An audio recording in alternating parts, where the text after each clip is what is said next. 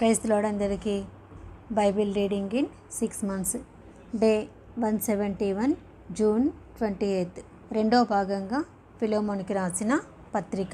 క్రీస్తు యేసు ఖైదీనైన పౌలును, సహోదరుడైన తిమోతియును, మా ప్రియుడును జతపనివాడునైన ఫిలోమోనునకును, మన సహోదరి అయిన అప్పియాకును, తోడి యోధుడైన అర్కిపకును, నీ ఇంటనున్న సంఘమునకు శుభమని చెప్పి వ్రాయినది.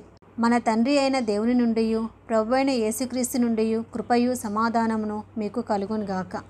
నీ ప్రేమని గూర్చియు ప్రభు అయిన యేసు ఎడలను సమస్త పరిశుద్ధుల ఎడలను నీకు కలిగి ఉన్న విశ్వాసమును గూర్చియు నేను విని, నా ప్రార్థనల యందు నీ నిమిత్తము విజ్ఞాపనం చేయొచ్చు ఎల్లప్పుడూ నా దేవునికి కృతజ్ఞతాస్తుతులు చెల్లించుచు, క్రీస్తుని బట్టి మీ అందున్న ప్రతిశ్రేష్టమైన వరము విషయమై మీకు అనుభవపూర్వకంగా ఎరుగుట వలన ఇతరులు నీ విశ్వాసమందు పాలివారగుట అనునది కార్యకారి కావలననియు వేడుకొనుచున్నాను. సహోదరుడా, పరిశుద్ధుల హృదయములను నీ మూలముగా విశ్రాంతి పొందినందున నీ ప్రేమను బట్టి నాకు విశేషమైన ఆనందమును ఆదరణయు కలిగెను. కావున యుక్తమైన దానిని గూర్చి నీకు ఆజ్ఞాపించుటకు క్రీస్తునందు నాకు బహుధైర్యము కలిగి ఉన్నను. వృద్ధుడను ఇప్పుడు క్రీస్తు యేసు ఖైదీనైయున్న పౌలను నేను ప్రేమను బట్టి వేడుకొనుట మరీ మంచిదనుకొని, నా బంధకములలో నేను కనిన నా కుమారుడగు ఒనేసిము కోసరము నేను వేడుకొనుచున్నాను. అతడు మునుపు నీకు నిష్ప్రయోజకమైన వాడే, కానీ ఇప్పుడు నీకును నాకును ప్రయోజనకరమైన వాడాయను. నా ప్రాణము వంటి వాడైన అతనిని నీ యొద్దకు తిరిగి పంపి ఉన్నాను. నేను సువార్త కొరకు బంధకంలో ఉండగా నీకు ప్రతిగా అతడు నాకు పరిచారం చేయు నిమిత్తము నా యొద్ద అతన్ని ఉంచుకొనవలెనని యుంటిని. కానీ నీ ఉపకారము బలవంతము చేతనైనట్టు కాక స్వేచ్ఛాపూర్వకమైనదిగా ఉండవలెనని నీ సమ్మతి లేక ఏమీ చేయుటకు నాకు ఇష్టం లేదు. అతడిక మీదట దాసుడుగా ఉండక దాసుని కంటే ఎక్కువ వాడుగాను, ప్రియ సహోదరుడుగాను, విశేషముగా నాకును శరీర విషయమును ప్రభు విషయమును మరి విశేషముగా నీకును ప్రియ సహోదరుడుగాను నీ యొద్ద ఎల్లప్పుడూ ఉండుటకే కాబోలు అతడు కొద్ది కాలం నిన్ను ఎడబాసి ఉండెను. కాబట్టి నీవు నన్ను నీతో పాలివానిగా ఎంచినడలా నన్ను చేర్చుకొన్నట్టు అతనిని చేర్చుకొనుము. అతడు నీకు ఏ నష్టమైనను కలుగజేసినడలను, నీకు ఏమైనా రుణమున్నడలను అది నా లెక్కలో చేర్చుము. పౌలను నేను నా స్వహస్తములతో ఈ మాట వ్రాయిచున్నాను, అది నేనే తీర్తును. ఆయనను నీ ఆత్మ విషయంలో నీవే నాకు రుణపడి ఉన్నావని నేను చెప్పనేలా? అవును సహోదరుడా, ప్రభునందు నీ వలన నాకు ఆనందము కలగనిమ్ము. క్రీస్తునందు నా హృదయమునకు విశ్రాంతి కలగజేయము. నేను చెప్పిన దానికంటే నీవు ఎక్కువగా చేతువని ఎరిగి నా మాట విందువని నమ్మి నీకు వ్రాయిచున్నాను. అంతేకాదు, నీ ప్రార్థనల మూలంగా నేను నీకు అనుగ్రహింపబడుదునని నిరీక్షించుచున్నాను. కనుక నా నిమిత్తము బస సిద్ధము చేయుము. క్రీస్తు యేసునందు నా తోడి ఖైదీ అయిన ఎపఫ్రా, నా జతపని వాడైన మార్కు, అరిస్తార్కు, తేమ, లూక వందనములు చెప్పుచున్నారు. మన ప్రభువైన యేసుక్రీస్తు కృప మీ ఆత్మకు తోడై ఉండునుగాక. ఆమేన్. హెబ్రీలకు రాసిన పత్రిక 1వ అధ్యాయము చదువుకుందాం. పూర్వకాలమందు నానా సమయములలోనూ నానా విధములుగాను ప్రవక్తల ద్వారా మన పితరులతో మాట్లాడిన దేవుడు ఈ దినముల అంతమందు కుమారుని ద్వారా మనతో మాట్లాడాను. ఆయన ఆ కుమారుని సమస్తమునకు వారసునిగా నియమించాను. ఆయన ద్వారా ప్రపంచములను నిర్మించాను. ఆయన దేవుని మహిమ యొక్క తేజస్సును, ఆయన తత్వము యొక్క మూర్తిమంతమునై ఉండి తన మహత్తు గల మాట చేత సమస్తమును నిర్వహించుచు పాపముల విషయంలో శుద్ధీకరణము తానే చేసి దేవదూతల కంటే ఎంత శ్రేష్టమైన నామము పొందినో వారికంటే అంత శ్రేష్ఠుడై ఉన్నత లోకమందు మహామహుడగు దేవుని కుడిపార్శ్వమున కూర్చుండెను. ఏలయనగా నీవు నా కుమారుడవు, నేడు నేను నిన్ను కని ఉన్నాను అనియు, ఇదియు కాక నేను ఆయనకు తండ్రినై ఉందును, ఆయన నాకు కుమారుడై ఉండును అనియు ఆ దూతలలో ఎవనితోనైనను ఎప్పుడైనను చెప్పిన. మరియు ఆయన భూలోకమునకు ఆది సంభూతిని మరలా రప్పించినప్పుడు దేవుని దూతలందరూ ఆయనకు నమస్కారం చేయవలెనని చెప్పుచున్నాడు. తన దూతలను వాయువులుగాను తన సేవకులను అగ్ని జ్వాలలుగాను చేసుకొనివాడు అని తన దూతలను గూర్చి చెప్పుచున్నాడు. కానీ తన కుమారుని గూర్చి అయితే, దేవా, నీ సింహాసనం నిరంతరం నిలుచున్నది, నీ రాజదండము న్యాయార్థమై ఉన్నది. నీవు నీతిని ప్రేమించితివి, దుర్నీతిని ద్వేషించితివి. అందుచేత నీ దేవుడు నీ తోడి వారికంటే నిన్ను హెచ్చించినట్లుగా ఆనంద తైలముతో అభిషేకించెను. మరియు ప్రభువా, నీవు ఆదియందు భూమికి పునాది వేసితివి. ఆకాశములు కూడా నీ చేతి పనులే, అవి నశించును, కానీ నీవు నిలిచి ఉందువు. అవన్నీ వస్త్రము వలె పాతగిలును, ఉత్తరీయము వలె వాటిని మడచివేతువు. అవి వస్త్రముల వలె మార్చబడును, కానీ నీవు ఏకరీతిగానే ఉన్నావు, నీ సంవత్సరములు తరుగవు అని చెప్పుచున్నాడు. అయితే నేను నీ శత్రువులను నీ పాదములకు పాదపీఠముగా చేయు వరకు నా కుడిపార్శ్వమున కూర్చుంటుము అని దూతలలో ఎవని గూర్చి అయినను ఎప్పుడైనను చెప్పెనా? వీరందరూ రక్షణయను స్వాస్థ్యము పొందబో వారికి పరిచారము చేయుటకే పంపబడిన సేవకులైన ఆత్మలు కారా? 2వ అధ్యాయము.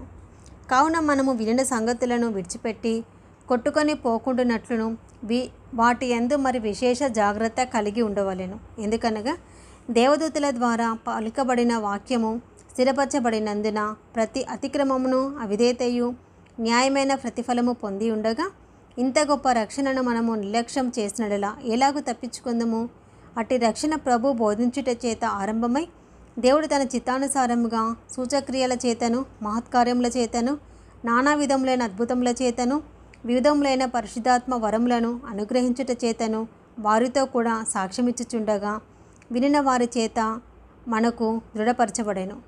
మనము మాట్లాడుచున్న ఆ రాబోవు లోకమును ఆయన దూతలకు లోబరచలేదు. అయితే ఒకడు ఒకచోట ఈలాగున దృఢముగా సాక్ష్యమిచ్చుచున్నాడు. నీవు మనుషుని జ్ఞాపకం చేసుకున్నటకు వాడేపాటివాడు? నీవు నరపుత్రుని దర్శించుటకు వాడేపాటివాడు? నీవు దేవదూతల కంటే వానిని కొంచెం తక్కువ వానిగా చేసితివి. మహిమా ప్రభావములతో వానికి కిరీటము ధరింపచేసితివి.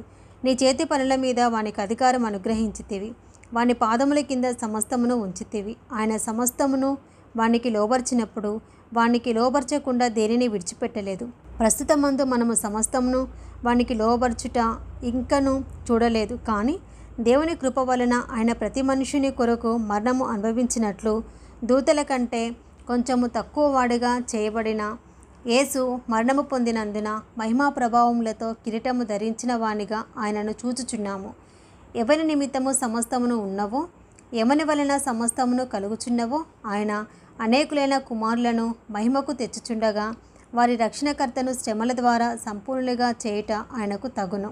పరిశుద్ధపరచు వారికిని పరిశుద్ధపరచబడు వారికిని అందరికీ ఒక్కటే మూలము.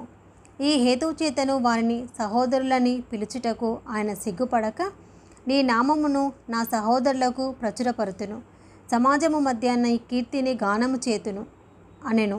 మరియు నేను ఆయనను నమ్ముకొని ఉందును అనియు ఇదిగో నేనును దేవుడు నాకిచ్చిన పిల్లలను అనియు చెప్పుచున్నాడు. కాబట్టి ఆ పిల్లలు రక్తమాంసములు గలవారైనందున ఆ ప్రకారమే మరణము యొక్క బలము గలవానిని అనగా అపవాదిని మరణం ద్వారా నశింపజేయుటకును జీవితకాలమంతయు మరణ భయము చేత దాస్యమునకు లోబడిన వారిని విడిపించుటకును ఆయన కూడా రక్తమాంసంలో పాలివాడాయను. ఎలయనగా ఆయన మాత్రమును దేవదూతల స్వభావమును ధరించుకొనక అబ్రహాము సంతాన స్వభావమును ధరించుకొని ఉన్నాడు. కావున ప్రజల పాపములకు పరిహారము కలుగజేయుటకై దేవుని సంబంధమైన కార్యములలో కనికరమును నమ్మకమును గల ప్రధాన యాజకుడగు నిమిత్తము అన్ని విషయములలో ఆయన తన సహోదరుల వంటి వాడు కావలసి వచ్చెను. తాను శోధింపబడి శ్రమ పొందెను కనుక శోధింపబడు వారికి సహాయము చేయగలవాడై ఉన్నాడు. హెబ్రీలకు రాసిన పత్రిక 3వ అధ్యాయము. ఇందువలన పరలోక సంబంధమైన పిలుపులో పాలుపొందిన పరిశుద్ధ సహోదరులారా, మనము ఒప్పుకొనిన దానికి అపోస్తలులను ప్రధాన యాజకుడైన యేసు మీద లక్ష్యముంచుడి. దేవుని ఇల్లంతటిలో మోషే నమ్మకముగా ఉండినట్టు ఈయన కూడా తన్ను నియమించిన వానికి నమ్మకముగా ఉండెను. ప్రతి ఇల్లును ఎవడైనా ఒకని చేత కట్టబడును, సమస్తమును కట్టినవాడు దేవుడే.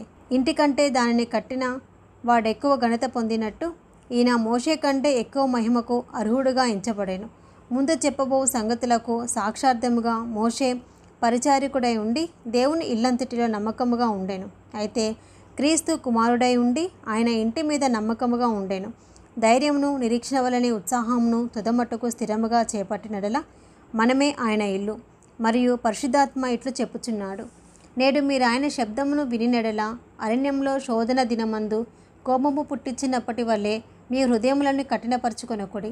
40 సంవత్సరములు నా కార్యములను చూచి మీ పితరులు నన్ను పరీక్షించి శోధించిరి. కావున నేను ఆ తరము వారి వలన విసికి వీరెల్లప్పుడూ తమ హృదయ ఆలోచనలో తప్పిపోచున్నారు, నా మార్గములను తెలుసుకొనలేదు కనుక నేను కోపంతో ప్రమాణం చేసినట్టు వారు నా విశ్రాంతిలో ప్రవేశింపరని చెప్పి తిని. సహోదరులారా, జీవము గల దేవుణ్ణి విడిచిపోవునట్టు విశ్వాసం లేని దుష్ట హృదయము మీలో ఎవని అందైనను ఒకవేళ ఉండునేమో అని జాగ్రత్తగా చూచుకొనడి. నేడు మీరు ఆయన శబ్దమును వినినడలా కోపము పుట్టించినప్పటి వలె మీ హృదయములను కఠినపరచుకొనకుడి ఆయన చెప్పెను. కనుక పాపము వలన కలుగు భ్రమచేత మీలో ఎవడను కఠినపరచబడకుండానట్లు నేడు అనబడు సమయం ఉండగానే ప్రతిదినమును ఒకనికొకడు బుద్ధి చెప్పుకొనుడి. ఏలైనగా మొదటి నుండి మనకున్న దృఢ విశ్వాసము అంతము మట్టుకు గట్టిగా చేపట్టినడలనే క్రీస్తులో పాలివారమై ఉందుము. విని కోపము పుట్టించిన వారెవరు? మోషే చేత నడిపింపబడి ఐగుప్తుల నుండి బయలుదేరి వచ్చిన వారందరే కదా. ఎవరి మీద 40 ఏండ్లు ఆయన కోపగించెను?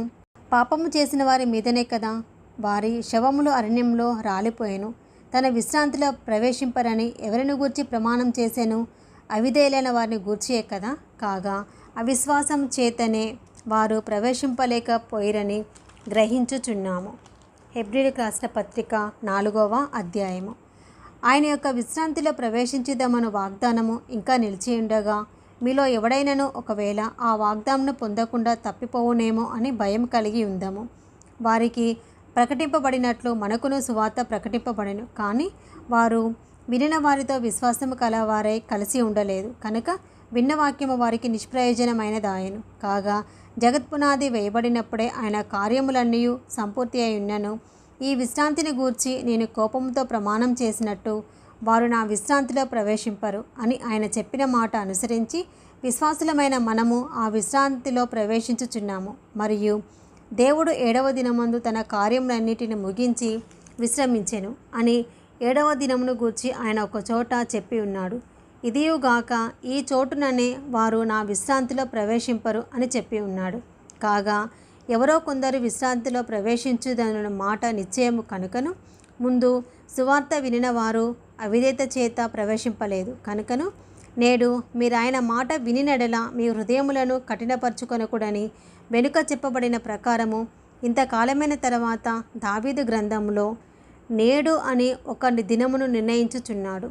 యెహోషువ వారికి విశ్రాంతి కలగజేసినడలా ఆ తర్వాత మరి ఒక దినమును గూర్చి ఆయన చెప్పకపోవును. కాబట్టి దేవుని ప్రజలకు విశ్రాంతి నిలిచి ఉన్నది. ఎందుకనగా దేవుడు తన కార్యములను ముగించి విశ్రమించిన ప్రకారము ఆయన యొక్క విశ్రాంతిలో ప్రవేశించిన వాడు కూడా తన కార్యములను ముగించి విశ్రమించును. కాబట్టి అవిధేయత వలన వారు పడిపోయినట్లుగా మనలో ఎవడనూ పడిపోకుండా ఆ విశ్రాంతిలో ప్రవేశించుటకు జాగ్రత్త పడదుము. ఎందుకనగా దేవుని వాక్యము సజీవమై బలము గలదై రెండంచులు గల ఎటువంటి ఖడ్గము కంటేను వాడిగా ఉండి ప్రాణాత్మలను కీళ్లను మూలుగను విభజించినంత మట్టుకు దూరుచు హృదయం యొక్క తలంపులను ఆలోచనలను శోధించుచున్నది. మరియు ఆయన దృష్టికి కనబడని సృష్టము ఏదీయూ లేదు. మనం ఎవరికి లెక్క ఒప్పచెప్పవలసి ఉన్నదో ఆ దేవుడు కన్నులకు సమస్తమును మరుగు లేక తేటగా ఉన్నది. ఆకాశ మండలం గుండా వెళ్ళిన దేవుని కుమారుడైన యేసు అను గొప్ప ప్రధాన యాజకుడు మనకు ఉన్నాడు. కనుక మనము ఒప్పుకొనిన దానిని గట్టిగా చేపట్టుదాము. మన ప్రధాన యాజకుడు మన బలహీనతలందు మనతో సహానుభావం లేనివాడు కాడు, కానీ సమస్త విషయములలో మన వలనే శోధింపబడినను ఆయన పాపం లేనివాడుగా ఉండెను. కనుక మనము కనికరింపబడి సమయోచితమైన సహాయం కొరకు కృప పొందినట్లు ధైర్యంతో కృపాసనం యొద్దకు చేరుదాము. ఇది 2వ భాగం అండి. Praise the lord.